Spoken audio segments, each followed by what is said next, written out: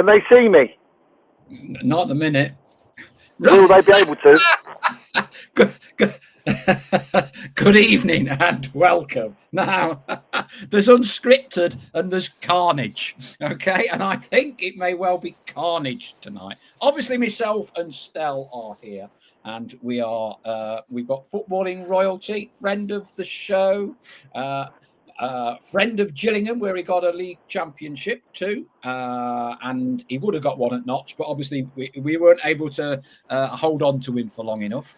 Martin Allen, evening, Martin. Good evening, everybody. Lovely to be on here again. Hey, say it with a bit of sincerity, Martin. Bit of sincerity. Stell, evening. Evening. Yeah, good to be back. Good to see Martin as well, and I'm sure we're in for a lively hour. Right, well, I've got 101 messages, Martin, but I'm going to start off with you because it took us a while to get you into the show, and I've no idea how long we're going to be able before technical issues cause us problems. So, right, let's start. Martin, you are uniquely positioned to, if you like, evaluate both Gillingham and Notts. Wonderful spell at Gillingham. Did well at Notts for us. Cult hero, I think it's fair to say. Gillingham v Notts on Saturday. Gillingham top of the league with your good pal, Gareth Ainsworth. We had a bit of a rocky start, but we've taken 10 points out of 12 under Martin Patterson, who, when we use the adjective intense, he rivals you for intensity. Compare and contrast, if you can, Gillingham and Notts County as decent-sized clubs playing in the fourth tier of English football. Yeah, both really good clubs. Obviously, I've noticed recently Notts County incredibly seem to be getting 10,000 people week in, week out, which is magnificent support from the people of Nottingham. At the moment, I've noticed also in the summer that they lost or got rid of, I'm not sure what, McGoldrick, the centre forward, who I thought was a very, very good player. Probably the catalyst, if you like, of their good form last season. So when managers or clubs lose their centre forward and their goal scorer and their talisman, quite often afterwards the results dip, which is normal. So the fact that Notts County are mid-table is probably about right. You know, if you're going to get in up near the top, then you've got to keep your best players, not get rid of them. And with Gillingham, it's been a breath of fresh air for everyone at Gillingham. With Gareth Ainsworth come in, he's swept the board, brought in some decent players. He's got a very, very good track record at this level, and I think, including some games last year, it's something like, and I stand to be corrected, 18 games unbeaten. And it was another really good sign for Gillingham on Saturday. I think it was the 96th minute. They were 2-1 down away at their local rivals, Bromley, and they got an equaliser. I think it was from a penalty. But when teams do that, then that's often a real good sign. You know, coming back from the close to defeated to come back and get something out of a game is a big positive sign for a manager, that's for sure. Now then, I'm going to test your powers of memory here. Do you know what you would do? And we've not rehearsed this, folks, so I have no idea whether Martin is going to remember this or not. 14 years ago, to this very day, to this very night, to this very hour, do you know where you were and what you were doing? Is that some sort of joke? I don't even know what I was doing last week. I did too many footballs when I played football. What's the question? How am I supposed to answer that? Let me put it this way. It's one of the most memorable moments in your footballing career or managerial career. All right, well, tell me what it is, and I'll say, yeah, or I can't remember it. 14 years ago, to the day, to the night, to the hour, to the minute, you were in charge of Notts County opening the new Juventus Stadium. Wow. And it's a pure coincidence because I invited you on yesterday, and thank you for coming on, because obviously it's Gillingham and Notts, and you are perfectly placed. And then someone posted some pictures today to say it's the 14th anniversary tonight of that game. Unbelievable. You've even taken my breath away. It's unbelievable. Unbelievable night, unbelievable experience. One of the best experiences of my whole life. Unbelievable. Felt quite unbelievable. It's quite surreal that we got the opportunity to go. So at first I didn't want to go, obviously, because it was so close to the league game coming up on the Saturday. Unbelievable experience. The private jet, the training, going to their training ground, the fantastic hotel, and how we planned it and all the work we put together behind the scenes to try to give us the best opportunity of representing not only Notts County, but in my mind, England, in Italy. It was a massive, massive game for me personally. And the way the team played, our supporters up in the top corner, the players, staff. For me, I had my son George with me sitting on the bench as a treat for my son. It was an unbelievable experience, and oh my God, yeah. When Lee Hughes scored that goal with just a few minutes to go was just a surreal moment, really.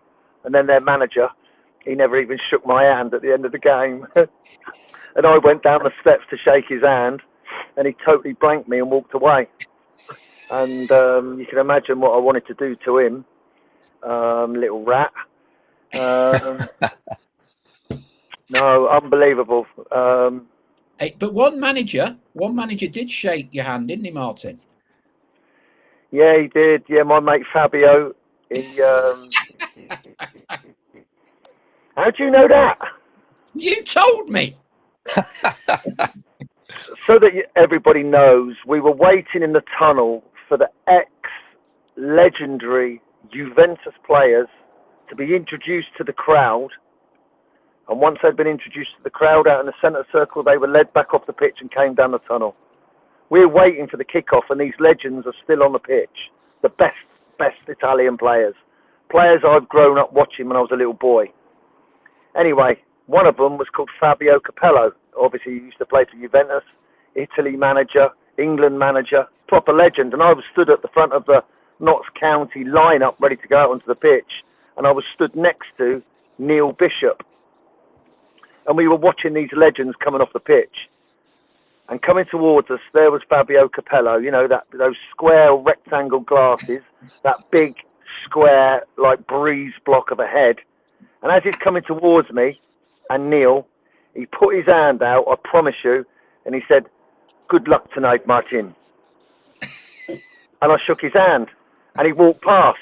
And Neil Bishop said, "Do you know him?" I said, "Yeah, of course I do." Bish just smiled at me and, like, I felt $1 million. You can't imagine.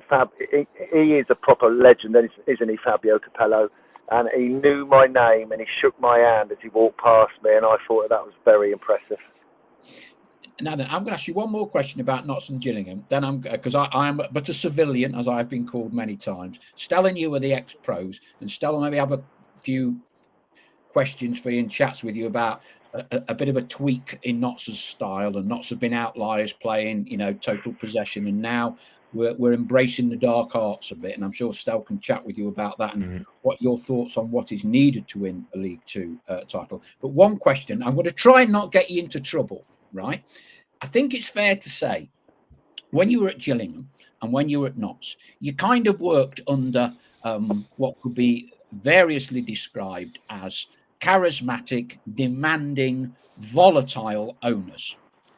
Compare and contrast for me Paul Skelly and Ray and Aileen True and Jim Rodwell. Don't get yourself into too much trouble. I can't do that for legal reasons.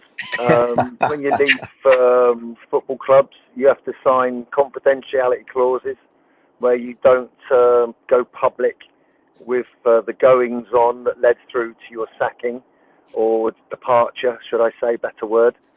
So unfortunately, I can't go through all that because obviously you have to sign those documents. When you get your financial agreement, you have to sign it. So it'd be very difficult to cast and then let everybody know what really happened. But I'm not allowed to say.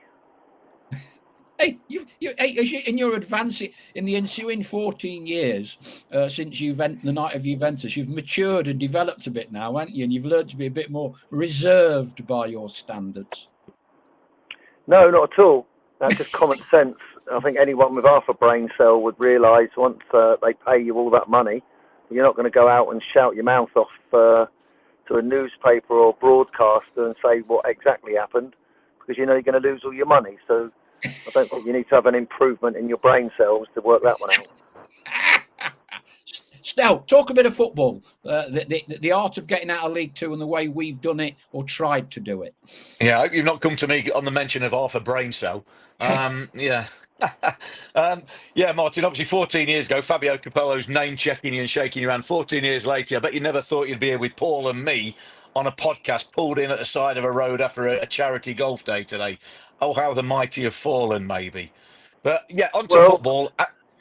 Go on, I was just going to say, Martin, have you had a chance to see many games so far this season? I know you're involved in the game with the officials and that. Have you seen many games so far? Yeah, I've been working for the Premier League, doing the work with the referee assessments.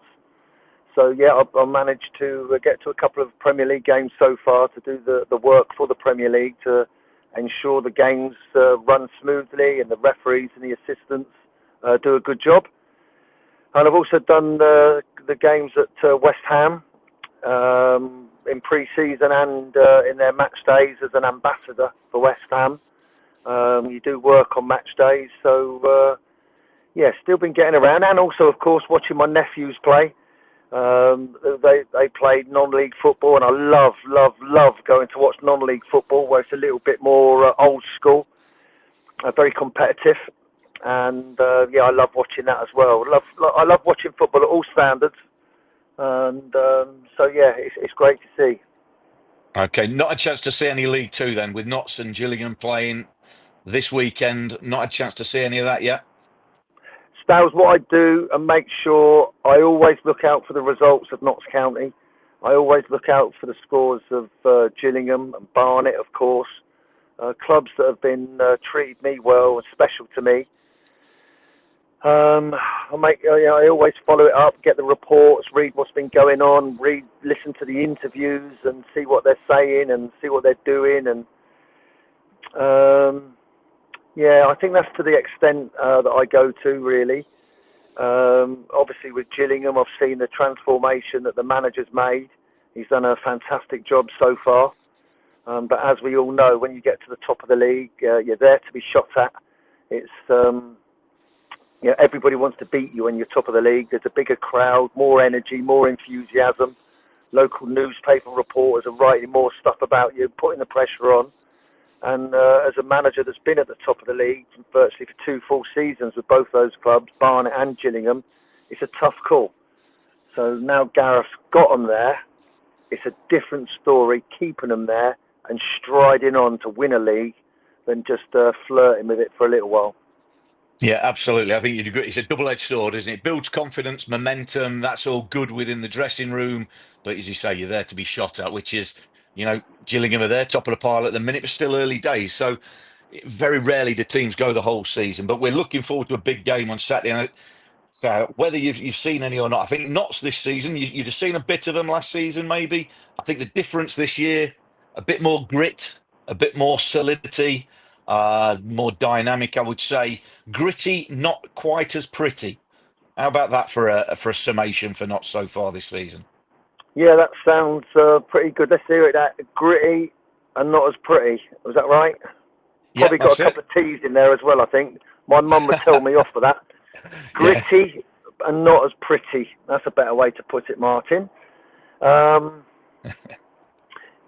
Any level, whether you're playing at the Premier League, Champions League, any of those divisions, if you've not got grit, determination and fire in your bellies, like that Liverpool team last year, all three forwards that played in that Liverpool team, they absolutely, that won the Premier League, absolutely run their socks off and defended from the front.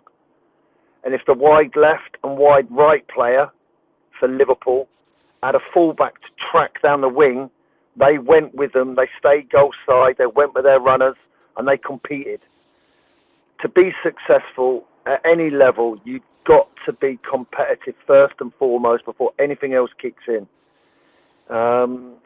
So it's interesting you say that. I'd say that's quite a good, I'm not sure it's the right word, affirmation of Notts County, or assessment of Notts County's play. But as we were saying earlier, Styles, when you lose your centre forward, who I thought was your talisman, who your kind of best player, the one that would win you games when you're not playing well, those types, to lose one of those, I don't know what happened with the deal, who didn't want to, or if they didn't want to pay him what he was earning or whatever it was, I don't know. But from where I've been in football management, you can't lose your centre forward. I was at Chesterfield, and we lost our centre forward after 2 weeks of pre-season to Notts County. I think it was for £100,000. But as soon as you've done that, you knew this season you knew you were going to be average, because you haven't got a goal scorer, and the goal scorers are the ones that win the games, but get you the points to get promotion or win a championship. And with Notts County, without that type of player playing in that position now, then I think that'll be a struggle and a playoff at best position. Martin, you spoke about both Barnet and Gillingham in quick succession being up there and delivering. Are there, it's not secrets or formulas, but are there any particular traits, recruitment-wise, fitness-wise? Martin Patterson, when he came into Notts, made a big point about improving fitness. I'm talking to Martin's sky roof at the minute. I hope he's still there. Are there any really important pieces of the jigsaw you've got to have to be able to get a promotion? Because Notts have come very close, playoffs, things like that. Wimbledon last year probably schooled us, dark arts, competitiveness, resilience. What is dark arts? I don't know what that is. Hey? I don't know what dark arts. What do you mean by dark arts? How about when you picked a fight with Gus Poyet in the Brighton dugout? Well, what's a dark art about that? The gamesmanship and the sort of the tricks of the trade. Let's sort of phrase it like that. The things you need to do to win.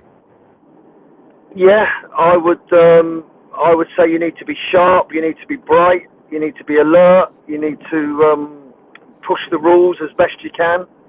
The teams I had have the best disciplinary records in the league, least amount of bookings, least amount of sending offs, to ensure that we always played our football matches with 11 men, to ensure that we got the best chance of winning 3 points.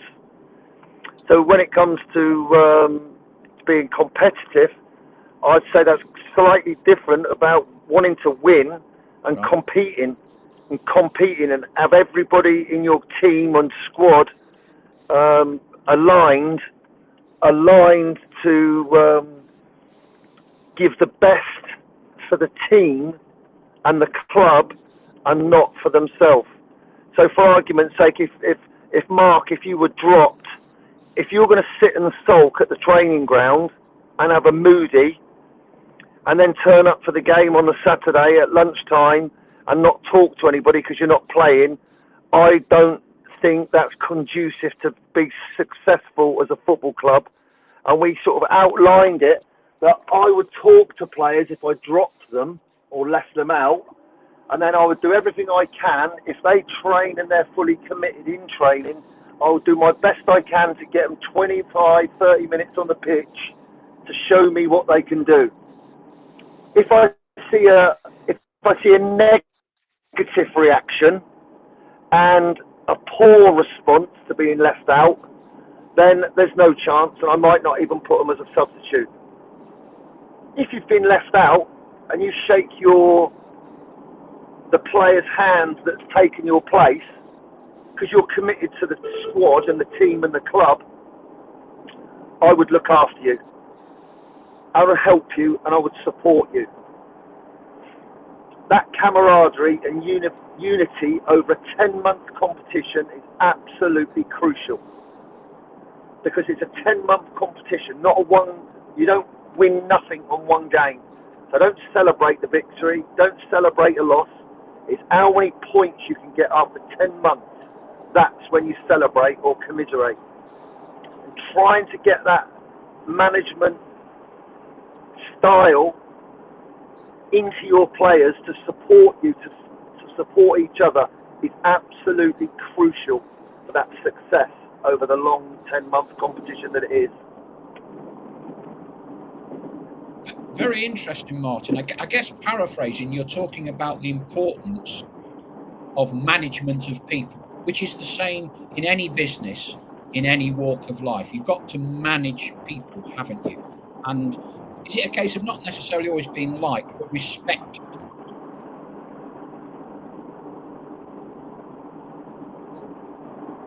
Hello? Hi, Martin. Hello, sorry, Paul. Yeah, you're talking there, I guess, about the art of man management, which all the successful managers historically tended to have had. There is a move now to more, data analytics, that sort of thing. But for you, from your perspective, you've got to know your football, but managing people was a key part of your success. Yeah. Yeah, very much so. But also analytics. Even then, I had a good meeting with a manager called Sir Alex Ferguson many years ago when I was just starting out. And analytics, he was into it then, way before everybody else. And he explained to me, it was at Manchester United's training ground where I'd gone for a visit.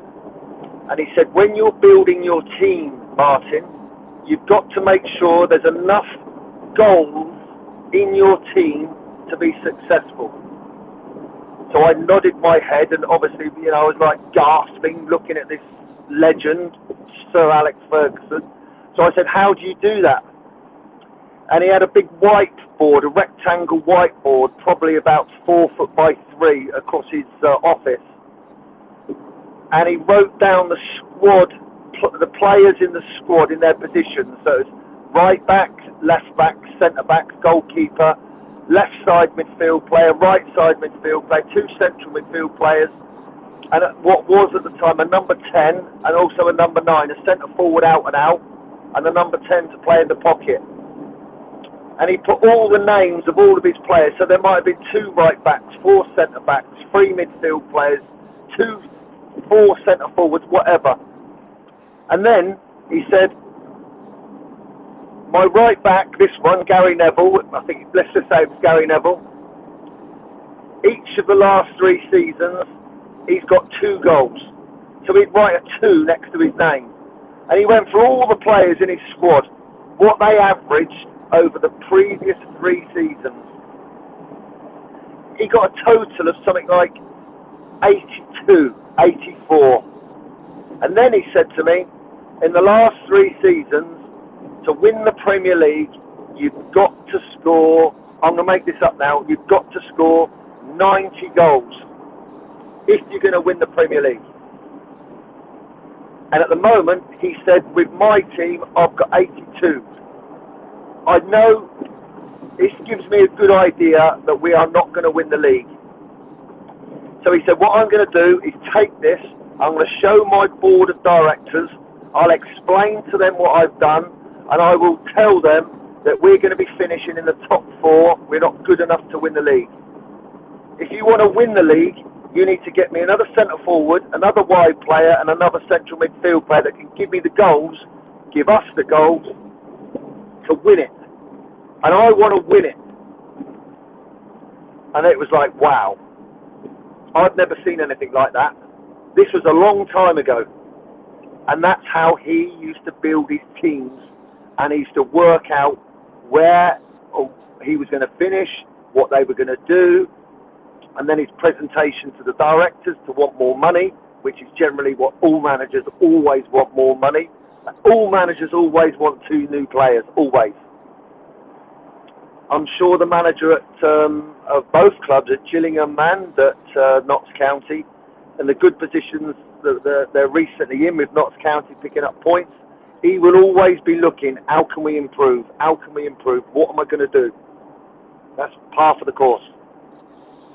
So on his whiteboard, did he have Stallard 25 above it? No, he didn't, but that would be about a figure that would be about right for Mr. Stallard, I think, because I remember him as a prolific, decent goal scorer.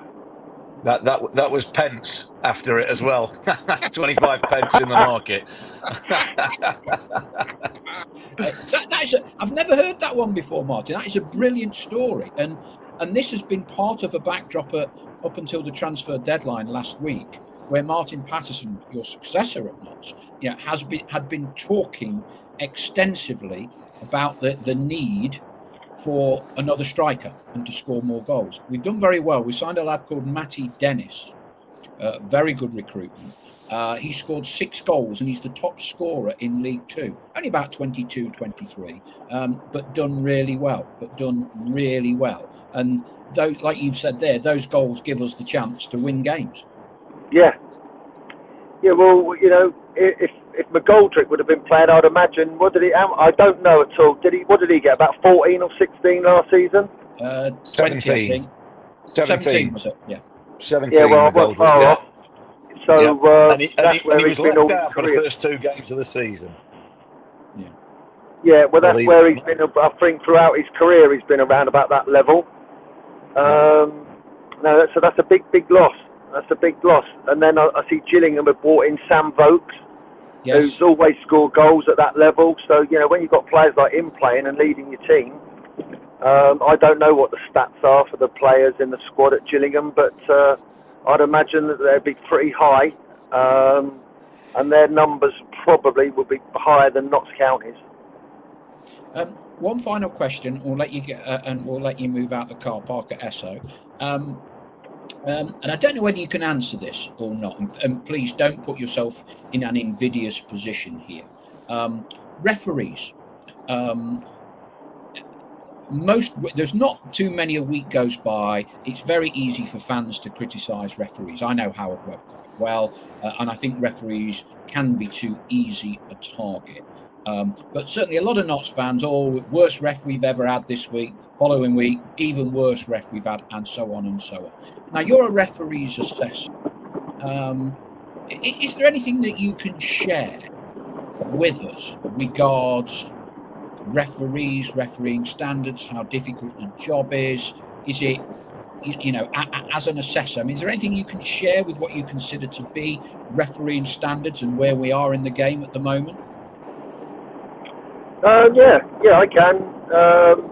I've been working now for 4 or 5 years for the Premier League on performances of the referees at Premier League level. At Premier League level, there's been a big change because there were a lot of senior referees that have come to the end of their careers, and there's a lot. It's not just a few. There's a lot, and so there were promotions. Referees moved up from the Championship up into the Premier League, and they had to learn fast. And it's a big step from the Championship up into the Premier League. Hence the step up then of referees from a lower level coming up to the Championship, and then referees from non-league coming into Division 2. So there's been a massive turnover and a massive changeover. But they're getting fitter, they're getting better educated, they're getting more training. They've got more access now to software. Their fitness levels are all much improved, and overall there has been a massive improvement.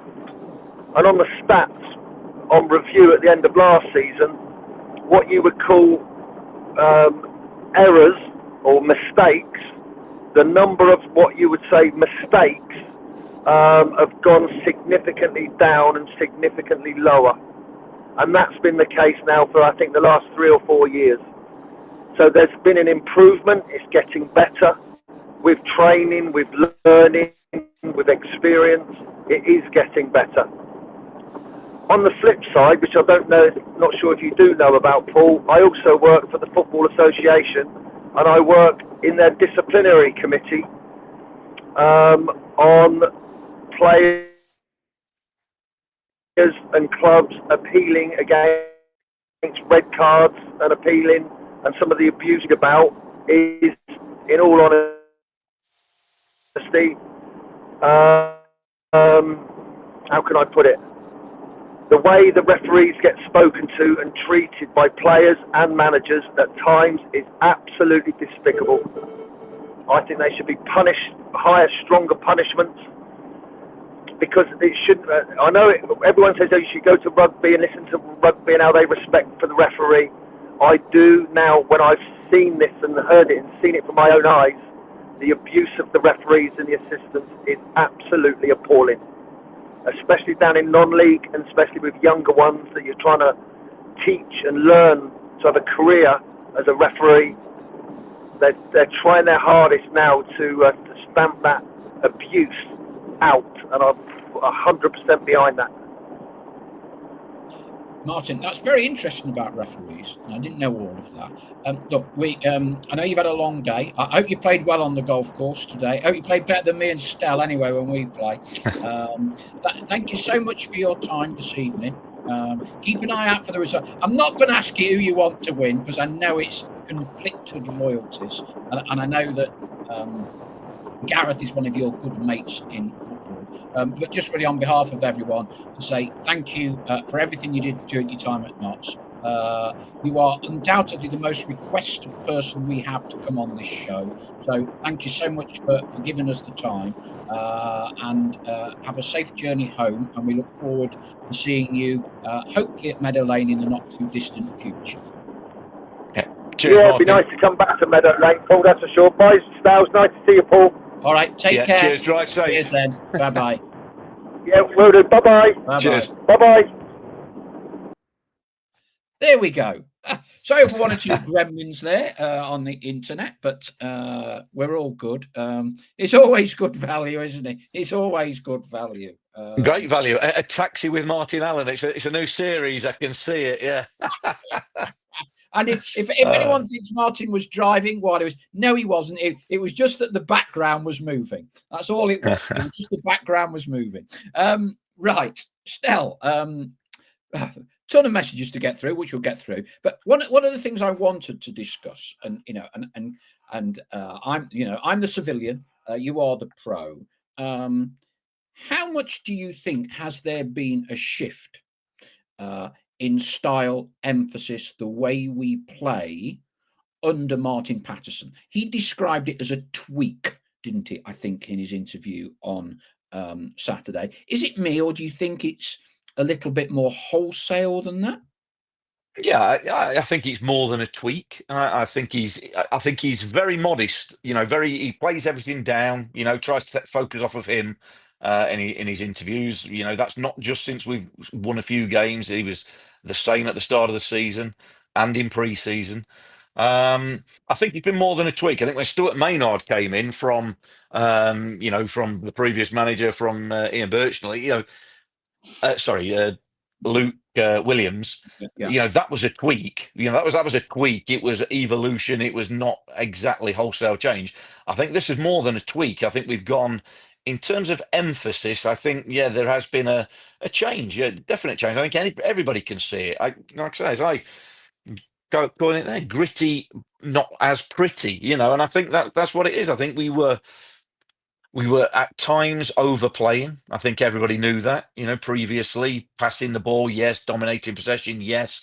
And looking fantastic at times, but also looking a little bit soft at times and a little bit, easy to play against at times previously. And I think the biggest change and the biggest emphasis has been on that grit, that determination, the physicality, whatever you want to describe it as. I think maybe, and I'm sure they've got stats and whatever, but I think maybe that defeat against Wimbledon in the playoffs, manner of it, and the manner of that Wimbledon team, I think resonated, and probably sort of stood out to say, I would say we were bullied, but we were physically second best, weren't we? Over the two legs, we did okay in the first game, but at our place, but didn't get a goal. But then down at their place, we were like held at arm's length. When we couldn't just inflict any sort of trouble to them. So I think that might have been the culmination of, hold on a minute, maybe we've got to, I say tweak, but maybe we've got to change this from total possession, total football, whatever you want to call it, to, as Martin phrased it, possession with purpose. And he gave a good quote at the weekend, and typically mine, I can't remember it word for word, but it's about, we've got to trouble the back line. At times we have possession, but we don't trouble the back line. I say you've got to make opponents defend, and what I mean by that is not passing the ball on the halfway line and keeping the ball 40 yards from the opponent's goal. You do all that with a purpose to get in the penalty area and score a goal. So make the opposition defend their penalty area, make the opposition defend their 6-yard box, defend their goal, make them have to make them real critical decisions and interceptions and blocks and headers. And I think at times in previous seasons we were a little bit content to just have possession and sort of not see what comes of it, but we were a little bit happy to play sideways, to play backwards. We've got the ball, we're doing all right. Whereas I think now we probably don't have as much of the ball. I think the stats would say that we still have a decent amount of it, but we don't have as much as maybe last season. But I think there's that bit where first 15 minutes, second half, Saturday, all of a sudden from being, so first half, up and down, to all of a sudden 3 great chances in the space of 10 minutes, the one for the winner, and then a couple of chances after that. So I think there is an emphasis of, he's obviously had a word at half time to say, look, we've got to be more direct. We've got to make them defend the penalty area. And all of a sudden we get the goal, we get a couple more chances, and ultimately that decides the game. We couldn't sustain that, but it's still a bit of a work in progress. But I think for me, it's a little bit more than a tweak. Yes, we still do try and play football, but I think we're a bit more direct than we have been before, and we're not afraid of putting the ball in the channel. I think he even said at times, put it in the channel. That I'm not ashamed of that, and nor should you be. Absolutely shouldn't, and certainly not with the sort of players that we've got. Maybe the players we've got would suit a slightly more direct style, a slightly more robust way of playing, if you like. There's certainly more physicality in the team and the squad this year in terms of size and strength. Excellent. Steve Geldard, seems an eternity ago. He was first to leave a message at 12:56 today. Afternoon, Paul and Stell. Fantastic ground out result on Saturday. Great use of subs to get at. This is the right way to get out of this league. Gaza Lee just heading back north from working today in Colchester, where I can confirm that we now have a worse pitch than them. Richard Terry, after a supposedly disastrous start to the season, we're now only 4 points off top spot. Fingers crossed for Saturday. Joe Crabtree, loved the show. Just wanted to raise a point of debate around lack of alignment. The brothers and Roberto Gagliardi have both mentioned the need for more physicality, intensity and athleticism, as well as a need to find ways to beat opposition higher in the table to justify the recruitment under both playing and coaching staff. I think it just shows a more pragmatic approach. And finally, he adds, rather than a lack of alignment with Martin Patterson, pretty sure those recruits will have stood the test of data around distance covered, tackles won, etc., rather than around passing. Keep up the good work. Neil Pike, despite all the new signings, we started on Saturday with 2 wing backs from last year, Cerula and Gordon. Evening all from Paul Mantle, 3 points without Jody. He did say with Jody. I think you mean without Paul. And a new record to boot, i.e. we have finally beaten Fleetwood, and we've beaten all 92 clubs in the Football League and Premier League. There you go. Sean Welsh, looking forward to Gillingham. As a lifelong Notts fan, now living in Kent, it would be nice to drive 10 minutes instead of 3 hours.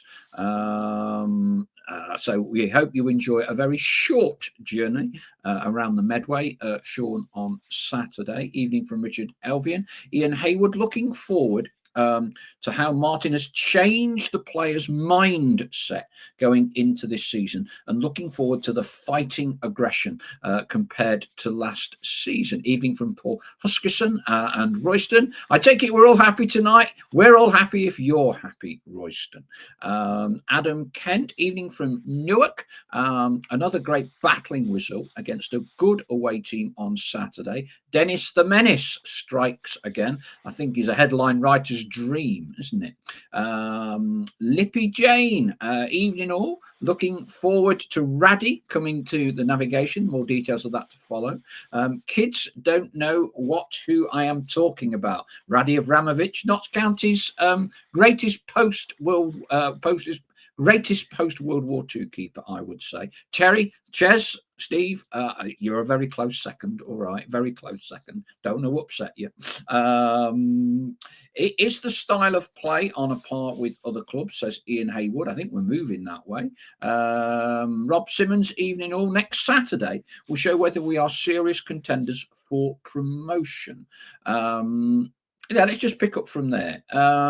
Stel, one of the Achilles heels in our first 2 years back in the EFL is our record against teams in and around automatic and playoff places. And in truth, didn't really get any better last season. Are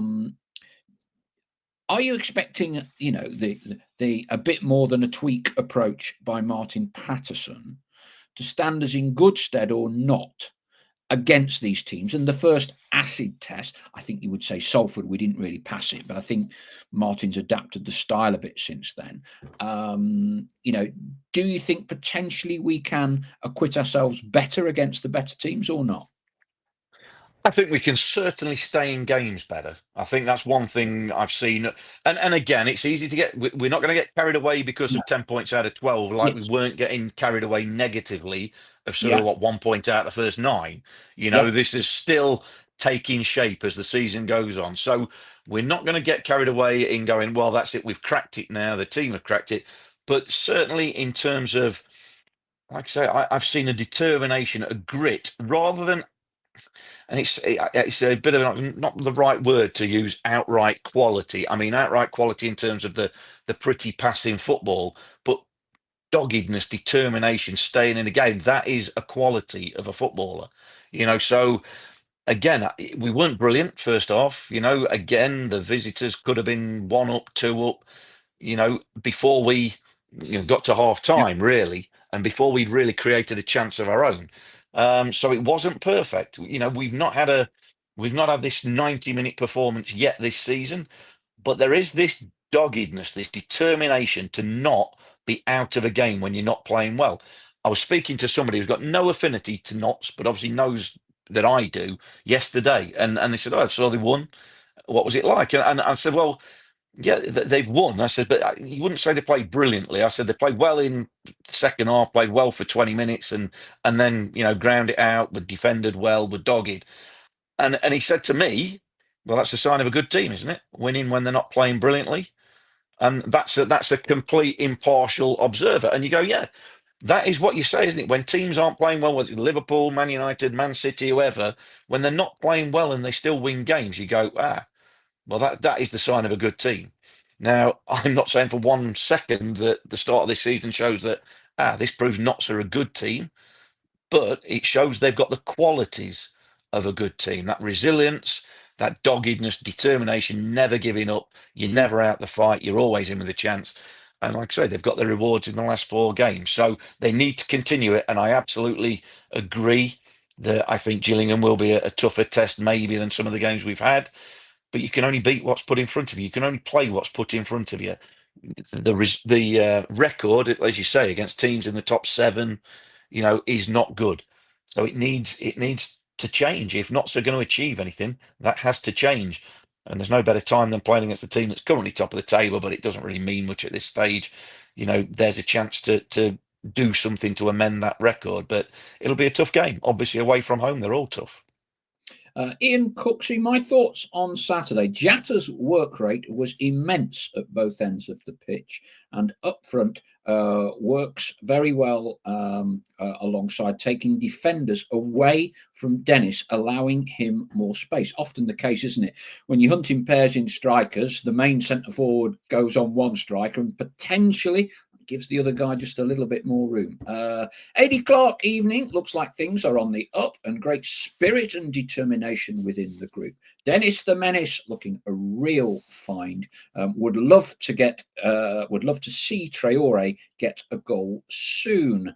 But Chatwin evening, as Brian Clough would say, Ruse is like a jigsaw. When the ball comes into the box, he goes to pieces. Come on, hey, there's no need. He got a clean sheet. Hey, let's encourage and let's help him. Confidence is a huge part and momentum in any professional footballer's makeup. And he's got a clean sheet, and we won the game. Essie Kent, how many shots on target did Fleetwood have? 6. How many goals conceded? Give the guy a break. I like him. And that's well said, Essie. At the end of the day, we've gone through the transfer window now. We've got what we've got, and it's all about, and I think Martin was, if we listen to Martin, I thought, I'd never heard the Alex Ferguson story before, but I think it was great in terms of the goal output throughout the team. And he also spoke about camaraderie, sticking together. And that goes for all the players and fans, hanging together. Andy Walton. Hi, Paul. Oh, nice part of the world. Budapest. There we go. Very nice out there. Good place to go for a weekend. Alex Allen Cotty. Have I retired? I think this was due to our slightly tawdry start, but we got there in the end. Ian Hayward. I remember it was the Gillingham game at Meadow Lane last year when Jody got injured after being hacked down. Would be an interesting selection. Well, I'll start in a minute. Do you keep a winning team Saturday, or do you bring Jody Jones back in? Interesting decision and dilemma. Dale Piker, evening all. We are losing our identity from last season and winning ugly to get the 3 points. And a special mention for Matt Palmer being back to his best. PJ Defiance. I survived the 2p slot machines at Sheringham. Yes, he was out there. But you played him for an hour and probably lost 50p. There you go. Value for money in them little arcades. Used to love them at Skeggy in the 70s. God, that's going back a while. Simon Blair. Not a classic on Saturday, but it was 3 points and a clean sheet, so no complaints from me. Gazali. Jones comes back. End of. His drive in the second half would have closed the game down earlier. We caught Fleetwood without their shooting boots on. So we just break away a little bit from the messages. Stel, you've got the head coach's hat on. You're not seeing the players in training. We know that. We don't know how Jody Jones comes back from international. But, as a, if you like, a system or the way you run your football club, are you still of the ilk that you win, you keep the same team, or has the game moved on now and that you must always choose the best available players for you on any given weekend? I am very much in the camp of you don't change a winning team if there was nothing wrong with the performance. If it was by hook or by luck or by hook or by crook, should I say, sort of win where you're under the cosh all the way and you just manage to nick one, that might be different. But I think a winning team with a decent performance, I think you keep that. And gone maybe controversial, I don't know, but I would also say I don't think Jody's found his form yet this season. So I don't think he's played so well that he walks straight back into the team. I think he has to maybe earn it. And for me, I thought there was nothing. You're going to play 2 up front, assuming Jatta's fit. I know he had a bit of cramp and what have you. You're going to start him and Dennis up front. So you're looking for somebody in the 10 role. I thought Tom Iopenda did that well. I thought he sort of played well. And I don't think you're going to change Ollie Norburn and Matt Palmer. So, you could put Jody in and maybe, Ollie Norburn maybe misses out, potentially drop, bring Pender back a little bit deeper or move him onto the other side. But honestly, if it was me, Jody's been away on international duty. The team wins the game away from home as well at Gillingham, going to be tough. I'd probably start Jody on the bench and say, look, Hmm? you're a top player. You're a top player. You're a match winner. But this game, you're going to have to win the match for us in the last 20, 25 minutes, because I think we've got to battle. We've got to, try and get our noses in front, of course. But I think I would go with the same team. They've won while you're away. You wouldn't like it if you were in the team and somebody had been away and come back and took your shirt. So for me, he comes back, starts on the bench, but use that as your motivation. Go and show us what you really can do when you will get 25 minutes, half hour. Go and win us the game. Go and show us what you're about. But again, I don't think he's absolutely got up to full speed yet in this different position, this number 10 position. Again, a different conversation would be whether I'd be playing him as the number 10 or not. But that's a different conversation. But for Saturday, I'd keep the same team, assuming everyone's fit. As a civilian, I agree. Yeah, we agree on something. Yeah, I mean, I'm all for it. Do your job, keep your place. Adam Dexter. We got bullied against those top teams last season. We are now a lot stronger this season. Steve Geldard, Raddy was one of the best goalkeepers of his generation. Real class, saved Notts lots of points. Wish we had him now. Well, I'm not sure Raddy would have left a law degree in Belgrade to come to Notts in the 4th division, Steve. But yeah, he came over in the 2nd division, didn't he? And to be honest, was one of the key players of that wonderful era. Richard Elvian. Analysis isn't just about player performance. It's analysis of how teams win games, being gritty, nasty, ugly, etc. Darren Brooks. We were saying only on Saturday, it was nice to win ugly. It's not very often we win 1-0. Edward Moore. If not sign a free agent, i.e. non-goalkeeper, could they be registered considering the 22-man squad is filled out? Goalkeepers are separate. It is a little complicated. We'll come on to a minute because obviously the principal omission from Notts when they registered their squad up until January was Jack Hinchy. So Jack would not be involved, and clearly, from what the club are saying in a statement, that he would be looking to loan him out somewhere. So there is scope within that group of players, but effectively for outfield players, then you would be looking at free agents, so i.e. those players who are without a club. Steve Geldard, I'd leave Jody on the bench. Gillingham will only hack him again. Play him second half to change the game.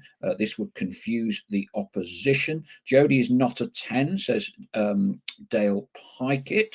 Gazali, JJ would take Gordon out. Chris Gosling, I think with the intensity we are demanding, we need to look at using all 16 players available each week and make sure we time the subs right. Yeah, I wouldn't disagree with any of that. Greza Maxwell, if Traore gets a goal or two, then hopefully he turns the afterburners on and starts to become a prolific striker. He needs a goal and a confidence boost. S.E. Kent, mention Scott Robertson.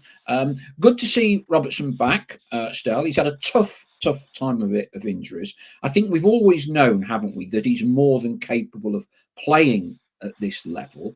The challenge, I guess, for him is for his body to withstand the rigors of training and play games regularly. Yeah, absolutely. I thought he was the standout at Lincoln in that forgettable EFL Trophy game, really. But I thought he was a standout for saying he spent so long out injured with, a variety of injuries as well. But he spent so long out injured. Like I say, ability-wise, not in question. He is first team material, isn't he? Whether you have him as a starter, certainly, but he's certainly pushing. You can debate about Matt Palmer, Ollie Norburn, Tom Pender, and Scott Robertson is another one in there who is he's not going to let you down. I thought he did well when he came on at the weekend, as did the other substitutes, Conor Grant, Mai Traore. I thought they all did what was required of them. But I thought he was the standout at Lincoln. You wouldn't be surprised if he had a bit of ring rust, if he looked a little bit jaded, but none of it. He looked like he hadn't missed a beat, and you're right. The talent and the ability isn't in question.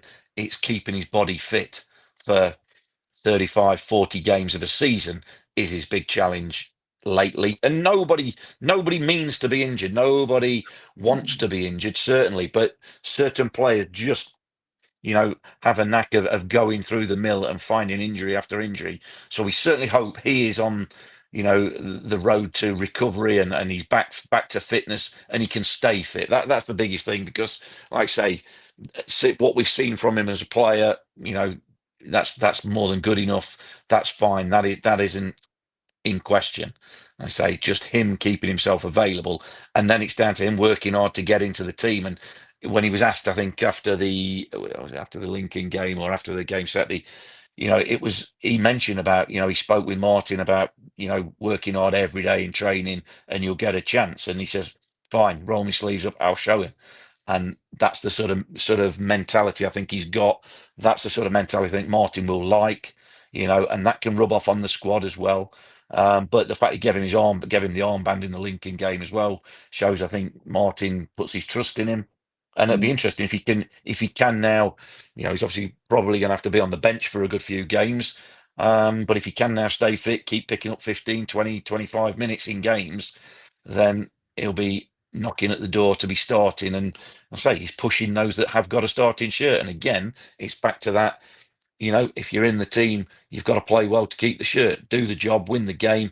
You've got to stand a better chance of keeping the shirt, but there's always people behind you in the squad pushing you all the way.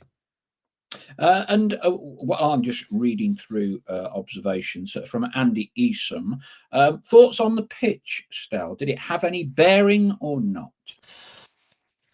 It was not ideal. I mean, I must admit, surprised, looking at it. Obviously, we knew there was a fungal infection. We'd heard the reports, blah, blah, blah. But when you look at it and go, crikey me, yeah. I mean, I don't know what the situation is. I don't know whether you can claim on an insurance for a fungal infection or whatever on the pitch, because you think how many hundreds of thousands of pounds they paid on it, last summer and obviously again in the summer this year. So it's not quite got to that Champions League standard that the sort of club were promised. But maybe it would have been worse had it not had that money spent on it. You know what I mean? Maybe the game wouldn't have been on. So it wasn't ideal.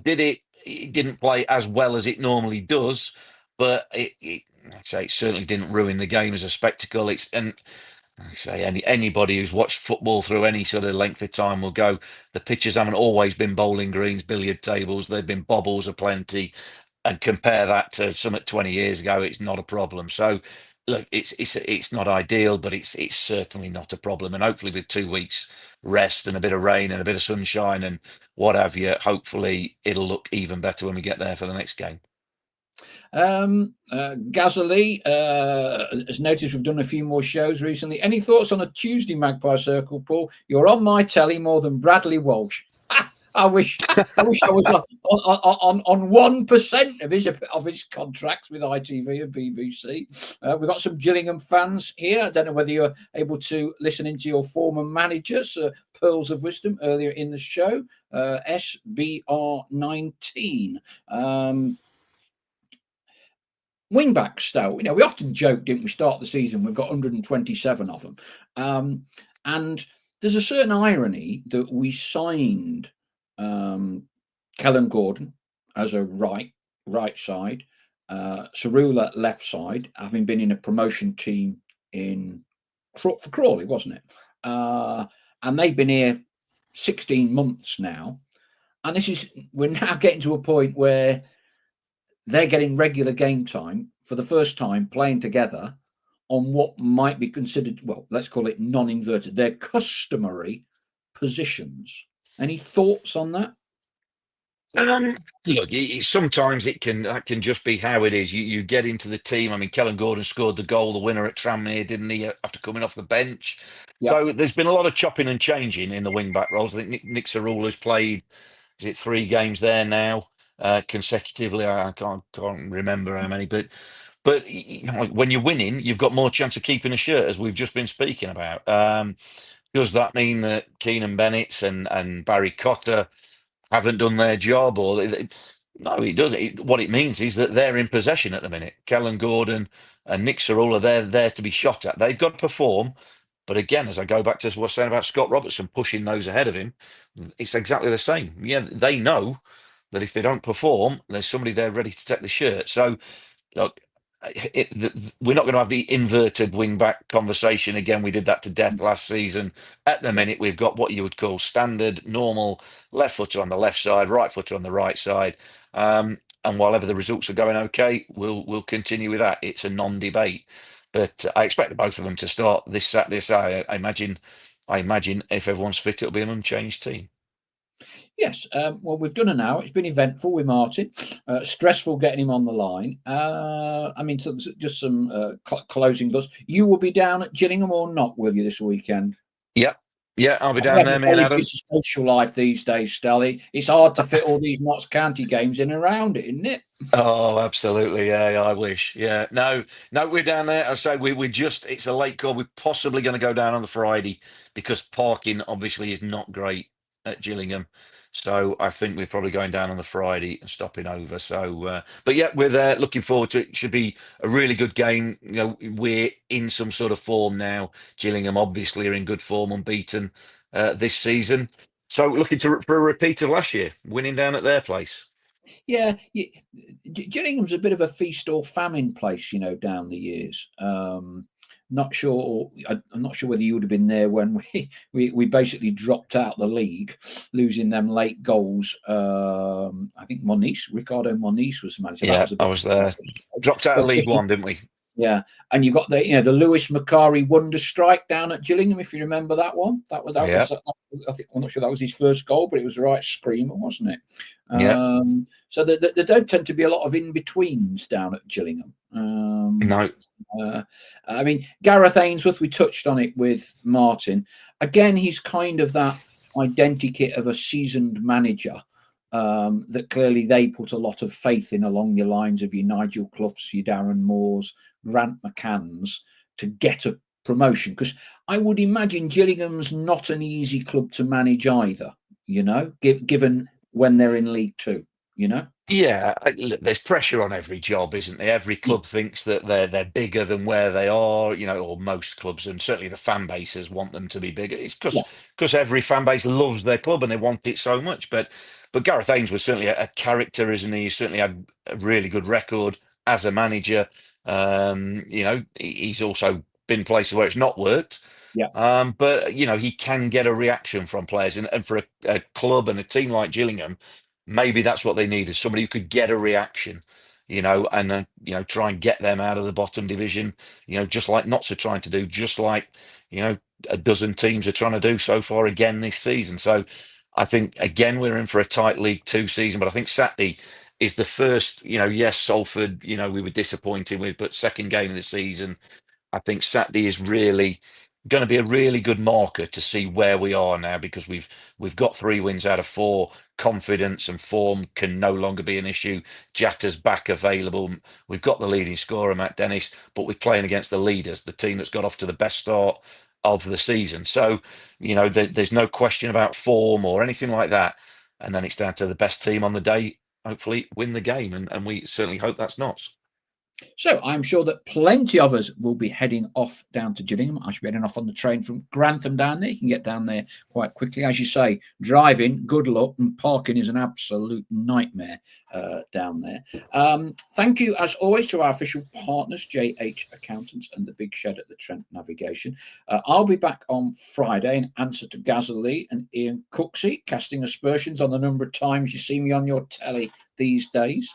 And we should be in a position. I've been down to the club at Notts today, spend a bit of time down there sorting everything out for Radi Avramovic's visit that we're putting on, that will also see him coming back to Meadow Lane. What we plan to have is Radi to be doing the event on Friday, October the 24th. No excuses, no apologies. Everyone has to buy a ticket. This will be Radi's first appearance in Nottingham for over 20 years. And we're hoping to get some of his old teammates from that 1980, 81, 82 team back alongside him as well. And he will be guest of honour for the home game against Cambridge, coming over with his wife, Bratislava. So it should be a really good one. As I say, no excuses. Expect everybody there. We'll be publishing ticket information very shortly. Stel, thank you very much, as always, for your time. Sorry it was a bit of a watching brief for the opening 20 That's minutes. Well, Martin was holding court. That's my best role nowadays, watching. I tell you, that's it. No problem at all. Martin's always a good listener. Anybody who went to the evening with him at the Big Shed will know. Yeah, great character, great speaker, and always entertaining.